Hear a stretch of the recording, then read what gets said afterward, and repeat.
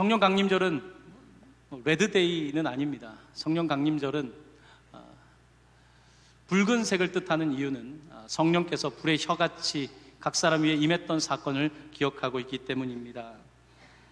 예수님께서 부활하신 후에 이 땅에 40일 계셨습니다. 그러시면서 승천하실 때에 너희들에게 곧 성령을 보내주실 테니까 기다려라, 예루살렘을 떠나지 말고 기다리라고 말씀하셨습니다. 그 이후에 제자들이 마가의 다락방에 모여서 기도할 때 열흘이 지나고 오순절 날에, 오순은 5 곱하기 10, 오순절 50일이 지난 날에 이제 이들 가운데 성령이 임하게 된 것입니다. 성령이 임하게 되자 이들은 그동안 한 번도 경험해보지 못한 경험을 하는 것입니다.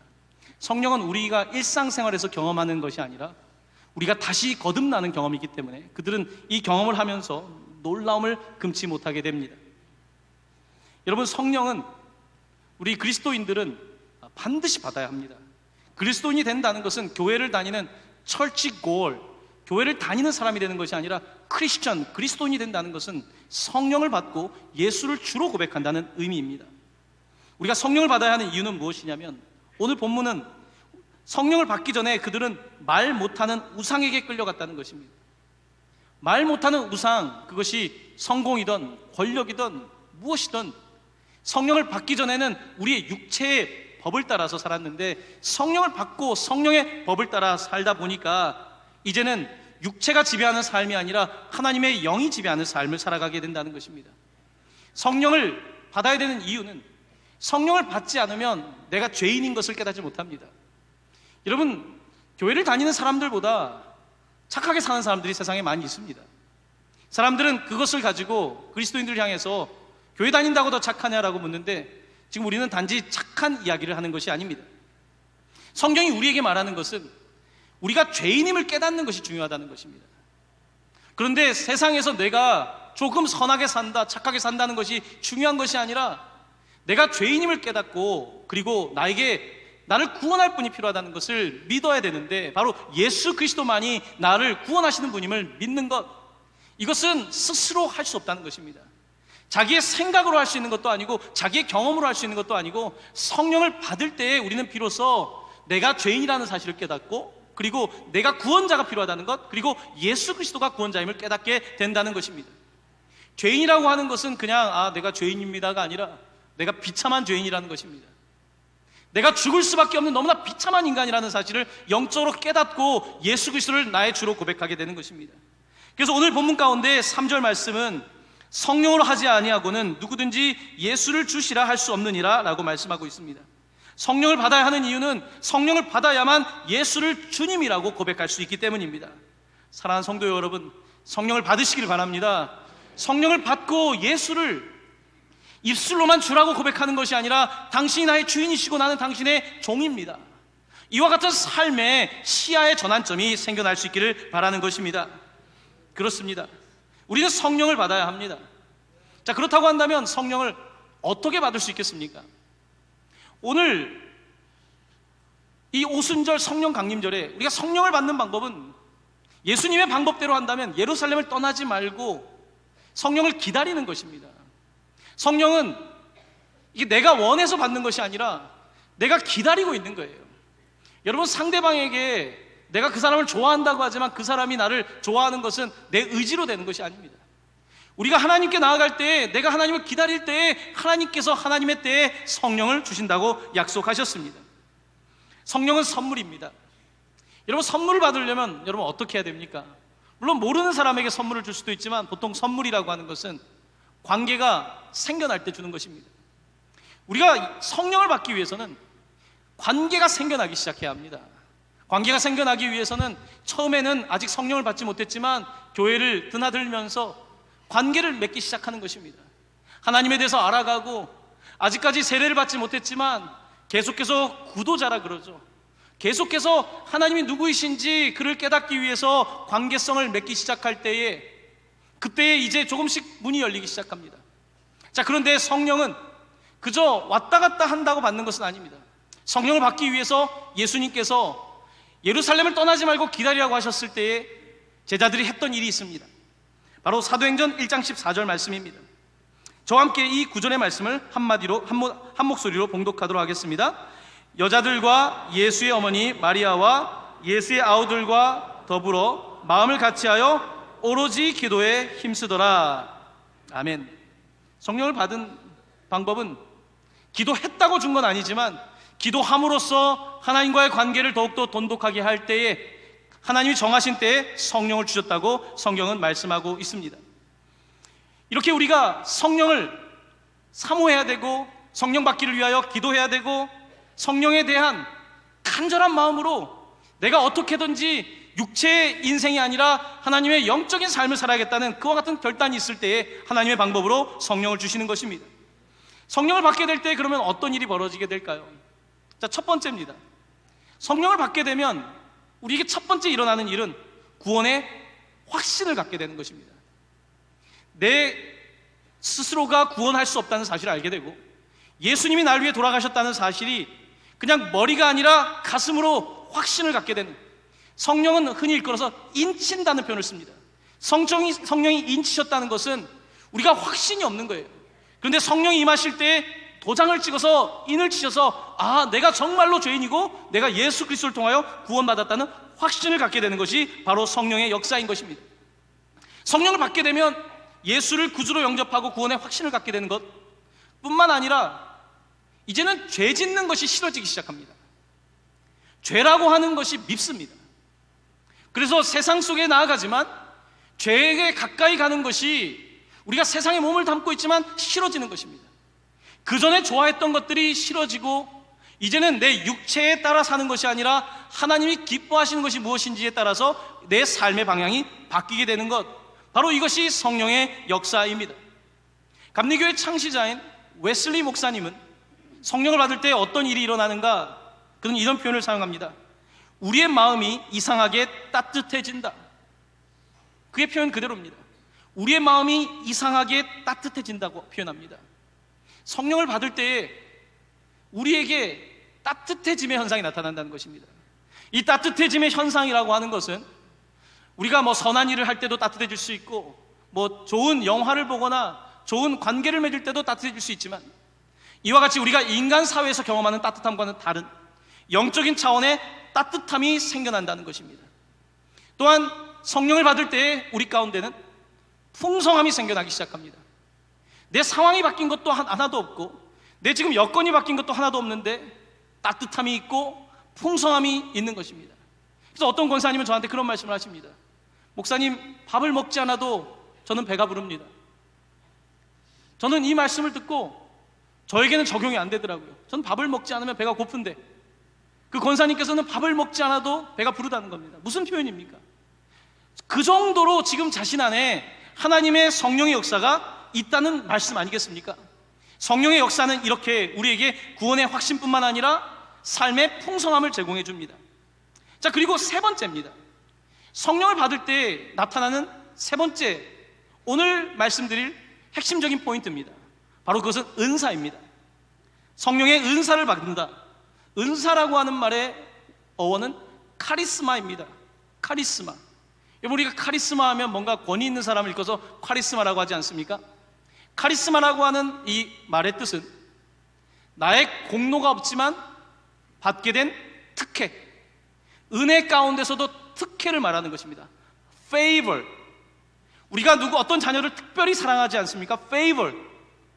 하나님께서 내가 한 것이 없는데 나에게 특혜를 주신다는 것이 바로 이 카리스마, 은사라고 하는 말의 뜻입니다. 성령을 받을 때 하나님께서는 하나님이 예정하시고 특별하게 선택한 사람들에게 특혜를 주셔서 그들이 영적인 권능을 받게 하십니다. 이 권능을 받고 이 권능을 받아서 세상 속에서 육체의 삶을 이기는 능력을 갖게 하십니다. 자, 그런데 이 은사라고 하는 것은 선물이라고 하는 뜻인데 이 선물은 각 사람에게 다르게 주십니다. 여러분, 선물이 어떤 사람은 로봇 선물을 좋아할 수도 있고 인형 선물을 좋아할 수도 있고 악기를 받기를 원할 수도 있고 선물이 다 다양하지 않습니까? 하나님께서는 성령을 주실 때에 각 사람에게 다른 은사를 주신다는 것입니다. 자, 오늘 고린도 교회 편지를 보내면서 몇 가지 다양한 선물들을 이렇게 요약을 하고 있습니다. 고린도전서 12장 8절에 10절 말씀인데 저와 함께 한 목소리로 봉독하도록 하겠습니다. 어떤 사람에게는 성령으로 말미암아 지혜의 말씀을, 다른 사람에게는 같은 성령을 따라 지식의 말씀을, 다른 사람에게는 같은 성령으로 믿음을, 어떤 사람에게는 한 성령으로 병 고치는 은사를, 어떤 사람에게는 능력 행함을, 어떤 사람에게는 예언함을, 어떤 사람들에게는 영들 분별함을, 다른 사람에게는 각종 방언 말함을, 어떤 사람에게는 방언들 통역함을 주시나니. 성령의 은사들을 기록하고 있습니다. 고린도 전서에 있는 은사만이 은사는 아닙니다. 에베소서에도 로마서에도 다양한 은사들이 나타나고 있는데, 은사라고 하는 것은 하나님께서 그 사람에 맞게 하나님께서 분량대로 주시는 것인데, 다양한 은사를 받게 되고 그 은사를 받게 될 때에 사람들은 하나님의 권능을 느끼게 되는 것입니다.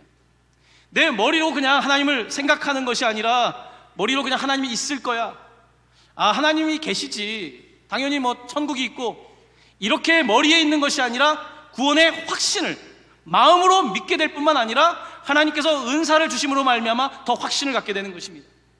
여러분, 하나님은 은사를 주시는 분입니다. 저는 중학교 때 방언의 은사를 받았습니다. 전 중학교 때 교회에서 집회가 끝나고 이제 밤새 놀다 간 거죠. 예전에 밤에 참 많이 놀지 않았습니까? 그 집에 갔습니다. 집에 가서 조용히 제 방에서 이제 무릎을 꿇고 잠을 자려고 기도를 하는데 저에게서 방언이 나온 거예요. 저는 그 시간에 방언 기도를 할 생각을 한 적도 없습니다. 중학교 때 무릎을 꿇고 기도하는데 저도 모르게 이 집회 자리가 아닙니다. 저 혼자 있는 그 방에서 방언이 터져 나오는데 저는 그때 제가 무슨 말을 하는지 몰랐습니다. 하지만 그때 찾아왔던 그 기쁨, 하나님의 살아계심에 대한 확신, 이것들은 저에게 당시 신앙이 성장해야 되는 저에게 너무나 중요한 하나님의 은혜였습니다. 저는 중학교, 고등학교 내내 기도할 때 참 방언 기도를 많이 했습니다. 방언 기도를 하면서 제가 느꼈던 것은 하나님과의 소통, 내가 그 말이 다 무엇인지 통역의 은사를 받지 못했지만 하나님이 나와 함께 계심, 하나님께서 나를 사용할 것에 대한 확신, 이런 것들은 방언의 은사를 통하여 저에게 주신 것입니다.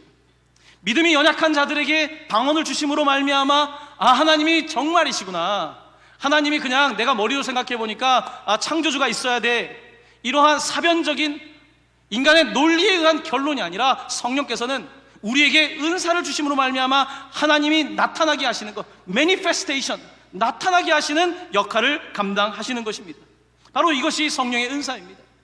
성령의 은사는 다양한 방식으로 나타납니다. 이번 부흥 집회 가운데 여러분 치유되신 분들이 많았습니다. 통증이 사라졌다는 분이 여기저기 많습니다. 그것은 미국에서 오셨던 목사님에게 치유의 은사를 하나님께 주셨기 때문입니다. 은사를 주신 이유는 단지 와 목사님 대단하다가 아니라 성도들에게, 세상 사람들에게 하나님이 실제하심을 보여주기 위해서 이와 같은 은사를 주시는 것입니다. 하나님께서는 오늘도 성령을 받고 은사 받기를, 우리가 은사를 받기를 원하시는 것입니다. 제가 사모하는 은사가 있다면 오늘 저는 말씀 가운데 지혜의 말씀의 은사입니다. 지혜의 은사가 제가 요즘 가장 사모하는 은사입니다. 왜 제가 지혜의 은사를 사모하는지 아십니까? 성도들이 신방 가운데, 상담 가운데 이 얽혀진 문제를 풀지 못할 때 지혜가 필요하지 않습니까? 솔로몬의 지혜가 필요하지 않습니까? 이 문제를 지식으로가 아니라 지혜로 이 문제를 깨닫고 하나님께서 이 상황에 무엇이라고 말씀하시는지 지식을 넘어서는 하나님의 음성을 듣고 싶은, 그래서 저를 자랑하는 것이 아니라 성도들이 잘 살 수 있도록, 교회가 세워질 수 있도록 제가 그런 은사 받기를 사모하고 있는 것입니다. 여러분, 은사라고 하는 것은 나를 자랑하기 위함이 아니라 교회의 덕을 세우기 위해서, 하나님의 나라가 이 땅 가운데 나타남을 보여주기 위해서 우리가 사모하고 하나님께서 주시는 것입니다. 바로 이것이 은사입니다. 그런데 고린도 교회는 정말 많은 하나님의 특혜를 받았습니다. 별의별 은사가 다 있었습니다. 예언, 방언, 믿음, 지혜, 지식, 방언, 통변, 신유. 고린도 교회는 가장 은사를 많이 받은 교회입니다. 자, 그런데 문제가 생겼습니다. 은사를 받았는데 은사를 받은 사람들이 은사를 자랑하기 시작한 거예요. 쉽게 이야기하면 이런 겁니다. 제가 뭔가 재능이 좀 있어요. 재능이 있으면 어떻습니까? 보여주고 싶지 않습니까? 제가 연주를 잘해요. 그러면 보여주고 싶잖아요. 그러면 어떻게 됩니까? 내가 높임을 받는 거 아닙니까? 은사를 받은 사람들 가운데 자기를 높이는 사람들이 나타날 겁니다. 방언을 한다고, 예언을 한다고, 신유를 한다고 하면서 하나님의 영광과 교회를 세우는 것이 아니라 자기를 높이는 사람들이 고린도 교회에 발생하게 된 것입니다. 사도 바울은 그래서 성령께서 너희들에게 은사를 주셨는데 이 성령의 은사의 목적은 당신 개인 한 사람 한 사람만을 위한 것이 아니라 교회를 세우는 것, 하나님의 역사를 나타내는 것이 바로 목표이다라고 말씀하면서 바로 성령을 주신 이유는 유익하게 한다라고 하는 말씀을 하는 겁니다. 7절 말씀에 각 사람에게 성령을 나타내심은 유익하게 하려 하심이라. 여기서 유익이라고 하는 것은 common good, 공동선, 공동체에게 필요한 공동의 하나님의 선함을 드러내기 위해서 은사를 주신다고 말씀하고 있는 것입니다. 사랑하는 성도 여러분, 저는 여러분들이 은사 받기를 원합니다. 저는 여러분들이 하나님의 은사를 받아서 주의 일을 감당할 수 있기를 바랍니다. 은사에 대해서 이야기할 때 여러분 구별해야 되는 단어가 있습니다. 그것은 바로 재능이라고 하는 단어입니다. 재능과 은사는 우리가 달란트라는 말을 많이 쓰죠. 탤런트라는 말과 선물이라고 하는 기프트라고 하는 은사란 말은 다릅니다. 무엇이 다를까요? 가장 쉽게 설명하면 이렇게 설명할 수 있습니다. 여러분에게 재능이 있지 않습니까? 여러분의 자녀에게 어떤 재능이 있죠. 그 재능이라고 하는 것이 꼭 남과 비교해서 재능이 아니라 우리 아이가 여러 가지 능력 가운데서 특별히 잘하는 능력이 있다. 그걸 우리가 재능이라고 말합니다. 천부적 재능이라고 그러죠. 물론 재능의 차이는 있을 수 있습니다. 재능이라고 하는 것은 여러분들이 태어날 때 받게 된 것입니다. 태어날 때 이미 부모님의 재능을 물려받은 것입니다. 음악을 잘하는 가정의 자녀들은 보통 음악적 재능을 받습니다. 수학적 재능이 있는 가정의 자녀는 수학적 재능을 받습니다. 내가 뭔가를 해서가 아니라 보통 재능은 가지고 태어나고 재능을 받은 다음에 훈련을 통해서 더 발전하는 것입니다. 자, 이게 우리가 세상에서 말하는 재능, 탤런트입니다. 그렇다고 한다면 은사는 뭘까요? 은사는 여러분들이 육체로 태어날 때가 아니라 성령을 받아서 born again, 다시 태어나게 될 때에 받는 것이 은사입니다. 자, 다시 들으십시오.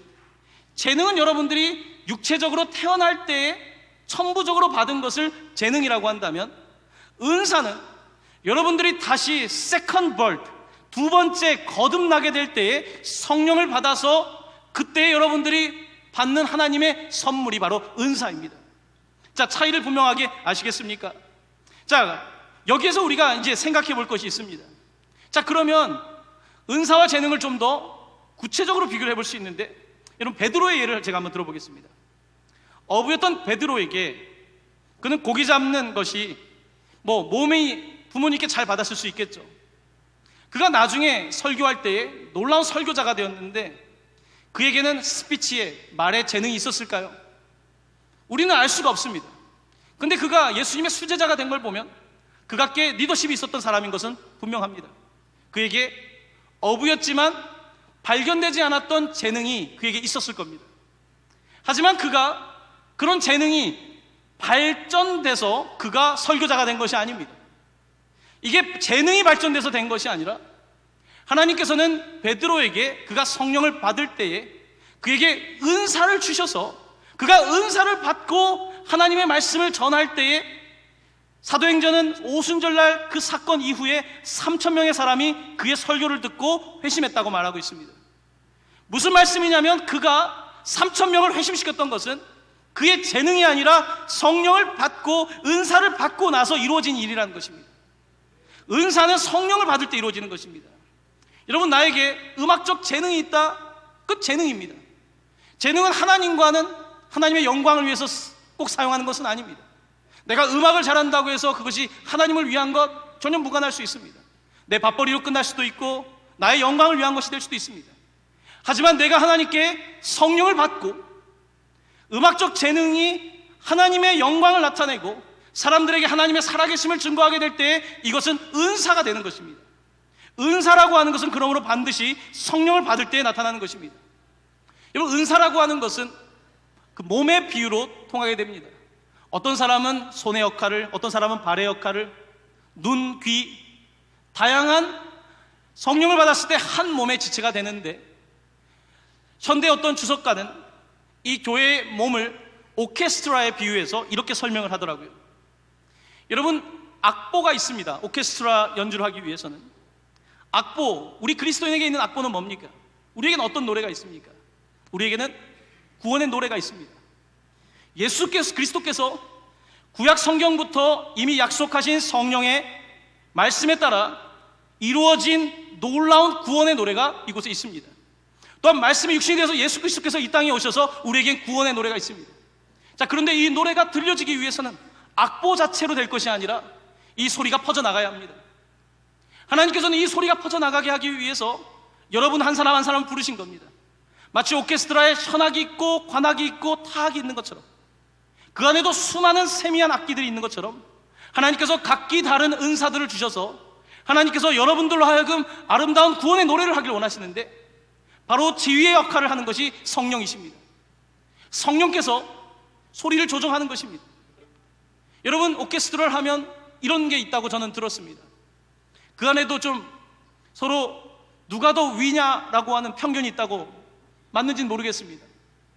오케스트라에서 그래도 가장 센 거는 현악 아닙니까? 맞습니까?